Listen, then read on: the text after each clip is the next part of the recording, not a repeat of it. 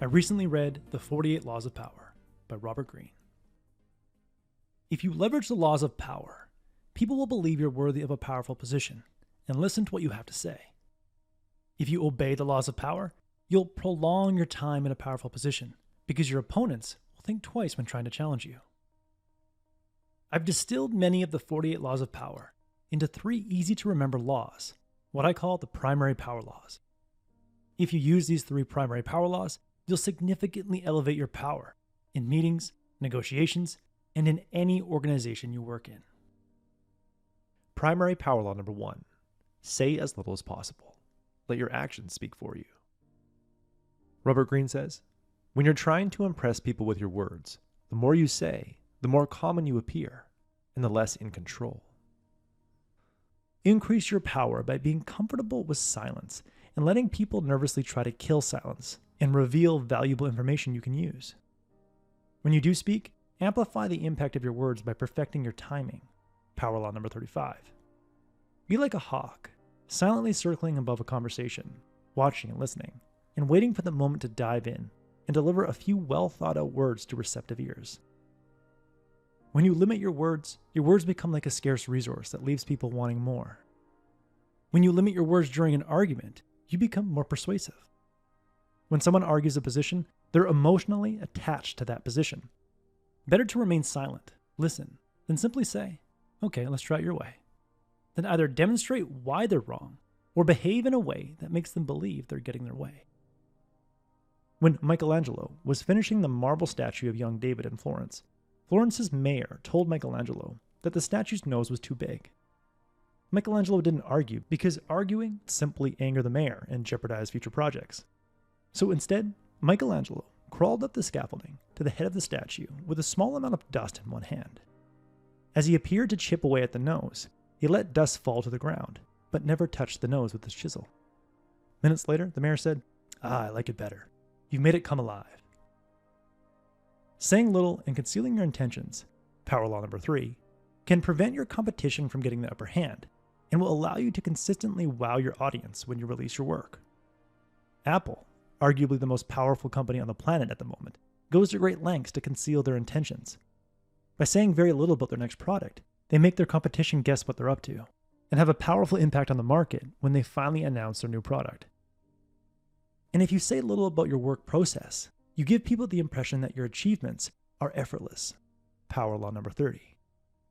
The great Houdini captivated audiences because he never revealed his tricks and never let people know how hard he practiced each escape before he performed in front of a live audience. Saying little about his process led people to believe that he had superior psychic abilities. Primary power law number 2. Be audacious. Muhammad Ali called himself the greatest.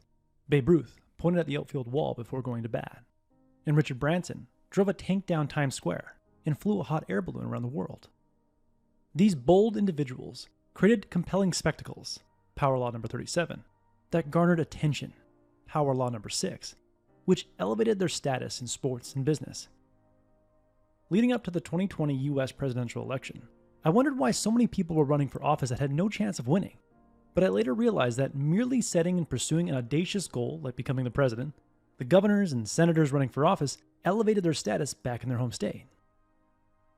Having the audacity to challenge powerful people and powerful organizations is also a great way to elevate your perceived power. When software companies like Epic Games sue Apple for App Store violations, they get media attention and strengthen their brand. Muhammad Ali took on the United States of America by refusing to be drafted for the Vietnam War. His boldness and audacity to take on the highest authority in a tactical manner made him one of the most powerful sports figures in history. Shaun White and Simone Biles were powerhouses in their respective sports because they routinely showed up to events with audacious new moves, which captivated the audience's attention and made their opponents feel like they couldn't compete on the same level. Be audacious by concentrating all your forces, power law number 23, on one bold objective that will get people talking. Before pursuing such a goal, mentally prepare for all possible obstacles and twists of fortune and pitfalls you may encounter, power law number 29, so you can enter an audacious endeavor with boldness, power law number 28. As Greene says, everyone admires the bold, No one honors the timid. Primary power law number 3. Be formless. Bruce Lee said, "You must be shapeless, formless, like water." When you're like water, you frustrate the hell out of your opponents because you adapt to every obstacle they throw at you. You never fortify yourself in one position and become an easy target because you're constantly evolving and recreating yourself. Power law number 25. Greene says, "You do not accept the roles that society foists on you. You become the master of your own image, rather than letting others define it for you." By being formless, people never know where you stand, which creates a powerful air of unpredictability. Power law number 17. A United States senator who goes between party lines and votes for Democratic and Republican bills is a powerful negotiator because they force other senators to give them generous offers in order to secure their vote. Your formlessness will be fueled by one truth. That is, everything changes, everything ends. Since you know everything changes, you remain calm and emotionally stable when everyone else is flustered by change. People will see your emotional stability in the face of change as a superpower. Greene says, "The ability to master your emotions is critical to building a foundation of power. An emotional response to a situation is the single greatest barrier to power." In the end, you'll increase the power of what you say by saying as little as possible and let your actions speak for you. You'll make people believe you're more powerful than you really are by being bold and audacious. And you will protect your power by being formless, never clinging to one position, group, or identity, and embracing change. But if you truly want power, remember the most important power law of all.